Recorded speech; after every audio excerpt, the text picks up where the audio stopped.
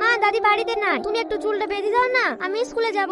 ও তো মেয়ে চুল বাঁধবো বলছে, তুমি চুলটা বেঁধে দাও গা। ঠিক আছে, আমি সুন্দর করে চুল বেঁধে দেবো। মাই ওগো, তুমি কি করছো গো? তুমি কি মানুষ এইভাবে কি চুল বেঁধে দেয়? কেন, তুমি তো বললি মায়ের চুলগুলো বেঁধে দাও গা, কিভাবে বেঁধে দিতে হবে সেটা তো বলনি। মেয়েটা কাঁদছে, তুমি এখানে হাসছো? চুলের মুঠো ধরে বাড়ি থেকে বের করে দেবো। ও সভ্য জন্মর কোটে গা। এই বড় সোয়া, তোদেরকে স্কুলে থসে কি?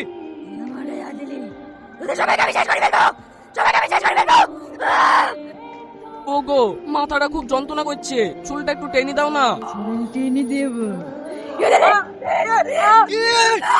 এই বাবু, তুই তাড়াতাড়ি পালিয়ে আয়।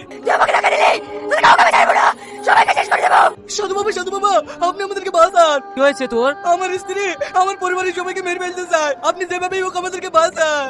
তোর মতো তো সবাইকে মারতে যাচ্ছে কেন? ও আমার বউ না, ও অন্য কিছু। আমার বউ 15 দিন আগেই মারা গেছে।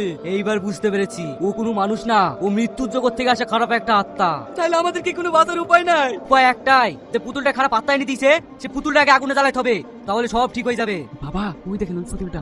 ঠিক আছে, নিয়ে আয়। আমাকে শেষ করে লেগে সাথে আসি না, তোদেরকে আমি শেষ করে দেবো। আপা, আমি পুতুল পেয়ে গেছি। এই খবরদার মতো হাতে বেড়ে শেষ করে দেবো। এই বড় পুতুলটা আমাকে দে, আমাকে দে। এই দেবে নে, দেবে নে, দেবে নে। এই পুতুল বেড়াতে বলছে। এই আমার মেয়েকে মারো না, আমি পুতুল দিছি। এই খবরদার পুতুল দিবি নি, তুই পুতুল আগুন ধরে দে, কারো কিচ্ছু করতে পারবে না। না না না না না না, আমাকে দেবে নি। না